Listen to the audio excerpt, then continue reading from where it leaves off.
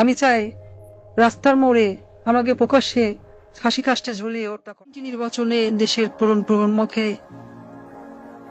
Vote দিতে দেয়নি। August আমি কি ইচ্ছে করে পালিয়ে গিয়েছি ব্যবহার করে শুধু আমার বলে নেতা কর্মীরা পয়সা কামিয়েছে? আসলে আমার পরিবার পরিজন আর দলের নেতাকর্মী তারা এই যে দেশে যে পরিমাণ দুর্নীতি লুটপাট আর রাজধানীর রাজত্ব কায়েম করেছিল, শক্ত হাতে তা দমন না করতে পারাই হয়তো আমার রাজনৈতিক জীবনের সবচেয়ে বড় ব্যর্থতা। বা নিজের ভুলের কথা যদি বলি, আমি চেয়েছিলাম দেশকে উন্নত করতে, কিন্তু বলে গিয়েছিলাম সুশাসনের কথা, জনগণের ভোটের অধিকারের কথা। কিন্তু প্রশ্ন হলো, ঘৃণা কি শুধু আমার একার প্রাপ্য? আমি কি একা একা এই দেশ রোধ করেছি? আমার তো একটা পরিবার ছিল, একটা বড় দল ছিল, তারা তো উন্নয়ন উন্নয়ন বলে সবসময় কান ঢালাবলা করে ফেলত। তখন কি কেউ আমাকে বলেছিল, আপা উন্নয়ন করেন কিন্তু ভোটের অধিকারটাও জনগণকে দিয়েন? কেউ বলেছিল? আমি এত বড় ভুল পথে চলে গেলাম, আমার পরিবারের কোনো সদস্য আমাকে কোনদিন একবারের জন্য বলেছিল? কেন? আমি কি শুধু তাদের কাছে টাকা কামাই করার মেশিন ছিলাম? আমাকে ব্যবহার করে শুধু আমার বলে নেতা কর্মীরা পয়সা কামিয়েছে তা কিন্তু না। আমার নিজের আপন বোন, সে তো রাজনীতির রও জানতো না, কোনোদিন রাজনীতিতে নাম লেখেনি, কিন্তু দেশের ব্যাংকগুলো থেকে 12 আনার টাকা পয়সা সব লন্ডনে নিয়ে গেছে। লন্ডনের ব্যাংকগুলোতে যে টাকা আছে সেগুলো তো কোথার দৈত্য বিয়ে দিয়ে আসেনি।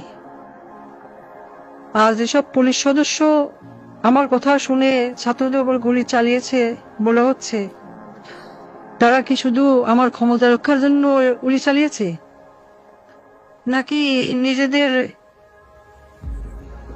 সম্পদ রক্ষার জন্য গুণ খুন চালিয়ে সম্পদ যেভাবে কামাচ্ছিল তা যেন চালাতে পারে সেজন্য গুলি চালিয়েছিল? এত এত রক্তপাত তারা করলো, তাদের দিকে থুতু দিচ্ছেন না কেন? ঘৃণা কি শুধু আমার একার প্রাপ্য? কোথায় আসবে নজির? সে তো আমি ক্ষমতায় থাকতেই দেশ থেকে পালিয়েছিল। 50,000 টাকা বেতনের চাকরি করে সে কিভাবে 20,000 কোটি টাকা কামিয়েছে?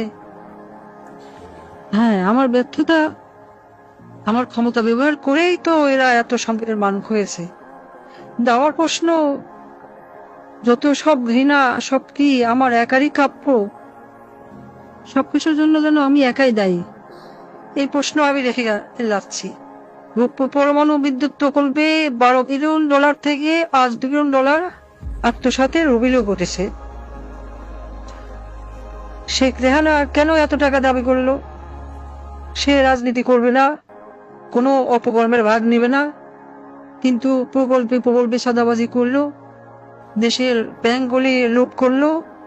কিছু বললেই বলে, বাপ তো তোর একার না, শেখ মুজিব আমারও বাপ। আমি বলি, দেশ লুট করা বাপের গোদ তুলি না। এই দেশে হয়তো এমন মানুষই বেশি ছিল যারা আমাকে ভালোবাসে নাই, ঘৃণা করেছে, কিন্তু আমার বাবাকে তো ভালোবাসত।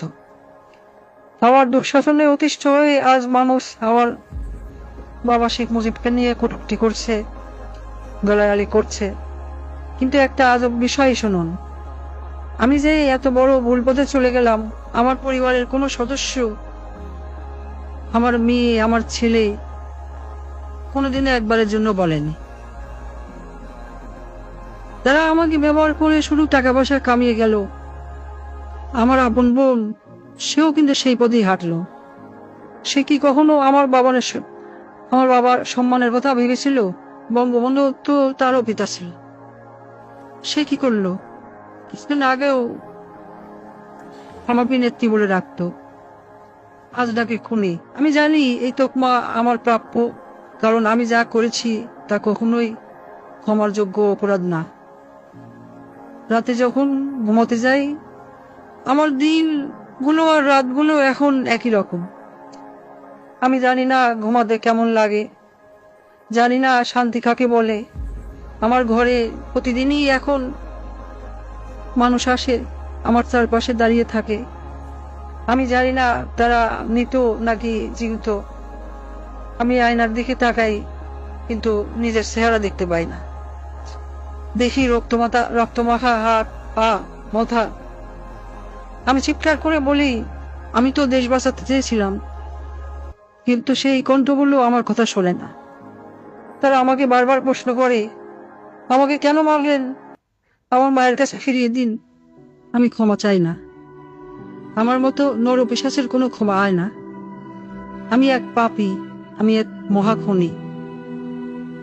আজ আমি মতিউর রহমান রেন্টুর সাথে গোলা মিলিয়ে বলতে চাই, আমার ফাঁসি চাই। আমি চাই রাস্তার মোড়ে আমাকে প্রকাশ্যে ফাঁসি কাস্টে ঝুলিয়ে হত্যা করা হোক, এ জাতিকে পাপ মুক্ত করা হোক। জয় বাংলা, জয় বঙ্গবন্ধু।